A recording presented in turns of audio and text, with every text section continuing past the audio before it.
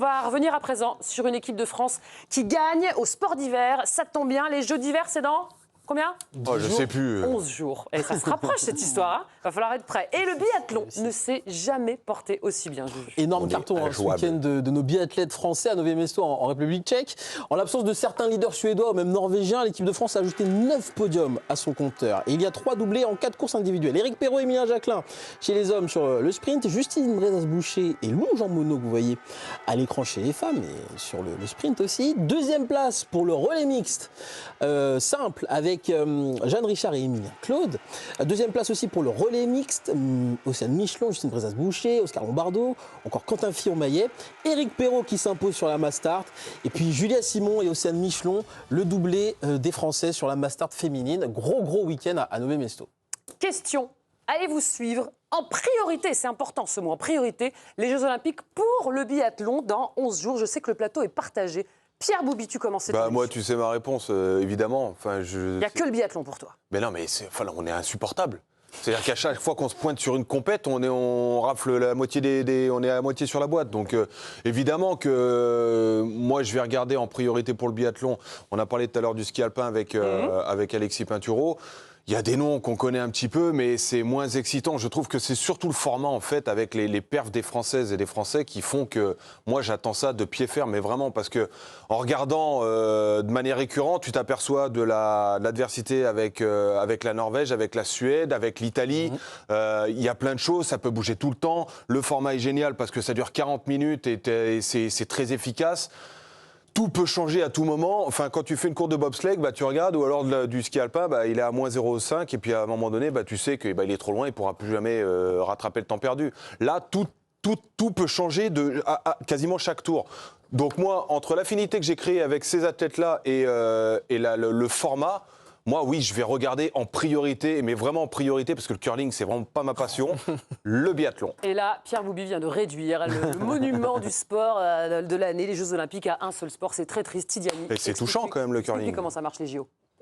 Déjà, les JO, c'est sortir de sa zone de confort. C'est-à-dire que... il fait froid. Non, mais c'est la même chose aussi pour les Jeux d'été. C'est-à-dire que tout un tas de disciplines qu'on ne regarde pas forcément entre les Olympiades, là, tu vas t'y intéresser sur une Olympiade. Donc, pas forcément. Je pense que c'est le cas de beaucoup de disciplines. Et c'était le cas notamment lors des derniers Jeux Olympiques. Je pense qu'il y a quand même une catégorie reine qui est le ski alpin, qui me semble assez incontournable, avec le slalom, avec le super G, avec la descente. Enfin, il y a un prestige dans le ski alpin qui doit nous détacher du simple prisme français, parce que je vois cette petite... Odermatt, j'adore, c'est pas pour ça que je regarde. Une fois qu'il est passé, il est passé. Cette petite écharpe bleu-blanc-rouge que tu n'as pas voulu sortir, et je comprends, il y a beaucoup de gens qui appréhendent le sport de cette façon-là. Moi, personnellement... Mais moi non plus. Non, mais moi, c'est le premier argument que tu nous as sorti. Mais Odermatt... On est injouable, donc si on est injouable, moi, je vais regarder la discipline dans laquelle on est injouable. Mais j'adore Odermatt aussi au ski de descente, et c'est pas pour autant qu'une fois qu'il est passé, il est passé. Je veux dire, c'est fini. Tu veux faire quoi? Tu vas regarder toutes les manches de tout le monde? Tu regardes ce qui est la discipline. Quel menteur. Non, mais la discipline reine, pour moi, ça reste le ski alpin. Donc tu vas regarder toutes les sessions? Mais je vais pas regarder toutes les sessions de ski alpin. Et tu vas pas regarder toutes les sessions de biathlon? Toi, tu ne vas pas regarder toutes les sessions de biathlon. Alors détrompe-toi. Alors attendez, vous allez regarder le biathlon, vous allez regarder le ski. Mais il n'y a pas que ça, les copains. Petite florilège Il y a le curling. Dans lesquels on va avoir des médailles. On a le ski alpin, oui, on a le ski cross, on a le ski de boss avec Perrine Lafont, on a le snowcross avec Chloé Trespeuch, on a le patinage, il y aura peut-être même le hockey, il y a plein de trucs. Le sport olympique, Brahim Assoum, t'es bien passé pour le savoir. C'est l'ouverture d'esprit. On se passionne même parfois pour du curling, pour voir le pantalon des Écossais, des Finlandais, pour... Alors regardez du curling pour regarder du pantalon. Excuse-moi, France. Curling, t'as des disciplines super spectaculaires qui ont été évoquées. Merci, le ski Brahim. acrobatique, le ski de boss, le bobsleigh, le patinage artistique. Non, mais bien évidemment, en fait, les Jeux Olympiques, c'est aussi ce côté où on va découvrir aussi des athlètes. Bien sûr. Il y a... toutes les disciplines sont intéressantes parce que c'est les Jeux Olympiques. Et les Jeux Olympiques, tu as envie de regarder les perfs des étrangers, contrairement à une compétition majeure oui, bien sûr. où on va se contenter juste sur la performance des Français.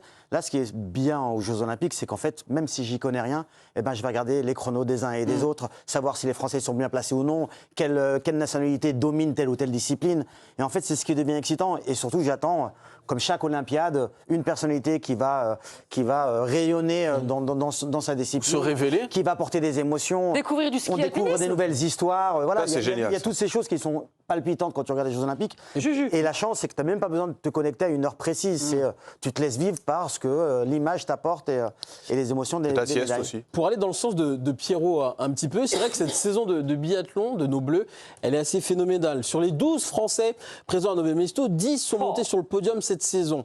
Sur les 40 courses disputées cette saison, la France a réalisé 31 podiums. C'est colossal. Lors de la dernière Olympiade en 2022, 7 médailles pour les Bleus du biathlon, dont 3 en or, Quentin Fillon-Maillet ou encore Justine Brezas-Boucher. C'est vrai que Pierrot, le biathlon, c'est un gage de réussite quelque part. On est presque sûr d'avoir des médailles. Ben, on est sûr d'en avoir. Plus que ça? Plus que 7? Tu penses? Je pense que oui. Je pense que oui, parce qu'on s'est aperçu que Océane Michelon commence à prendre un petit peu le truc, Béné aussi. En fait, elles sont toutes en train de se tirer vers le haut, et malgré, voilà, on en a assez parlé de ce qui s'est passé avec Julia Simon, et t'arrives quand même à performer, et comme si de rien n'était, t'as l'impression que y en a une qui est malade, même avec le sprint homme. Je sais plus, c'était la course mixte aussi. Il y avait quelqu'un de blessé, ils ont mis quelqu'un d'autre. L'autre, il a fait 10 sur 10, et tout est rentré normal, on a fini Oscar troisième. Lombardo, ça, oui. Enfin, Ouais. à un moment donné, moi, je veux bien qu'on se dise et qu'on se mette un petit peu la pression. Mais quand sur une saison quasiment complète, on arrive à faire carton plein, et avec une Julia Simon qui vient de remporter la Mastart, en ayant à peu près 2 de VMA depuis qu'elle a repris, elle a zéro souffle, elle a fini sur les rotules les premières courses.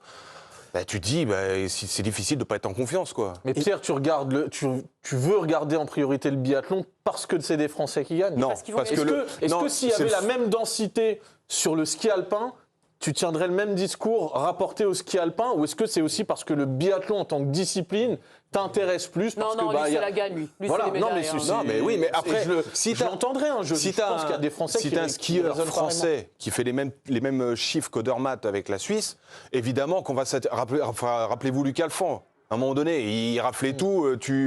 Il est encore maintenant, il fait le Dakar, mais c'est une figure du sport blanc. Et il est resté dans nos têtes et ça fait partie de notre génération. Je pense que ces biathlètes-là vont faire partie aussi d'une génération dont on va se souvenir.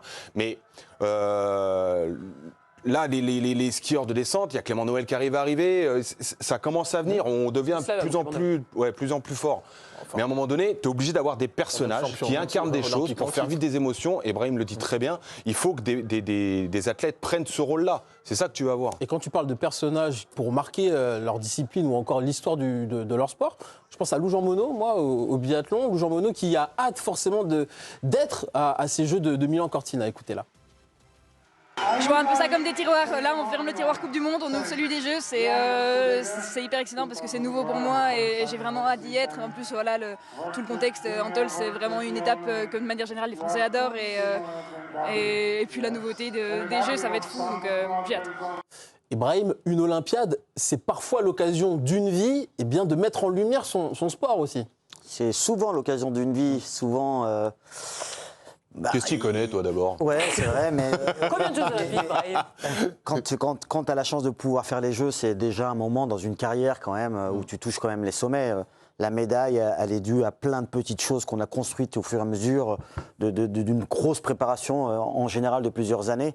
Oui, c'est l'apothéose. Donc, tu as envie de vivre ça, tu as envie de ramener cette médaille, serait-ce qu'à ta discipline, parce qu'elle lui permet aussi d'avoir cette fenêtre internationale, ce coup de projecteur pour pouvoir, derrière, encourager de nouveaux adhérents à venir dans la discipline. Donc, il y a, pour les sports en général, mais pour le monde olympique, l'épreuve des Jeux olympiques est un peu la vitrine des 4 prochaines années. Ouais. Donc, tu ouvres un peu une perspective et un nouveau souffle pour ta discipline.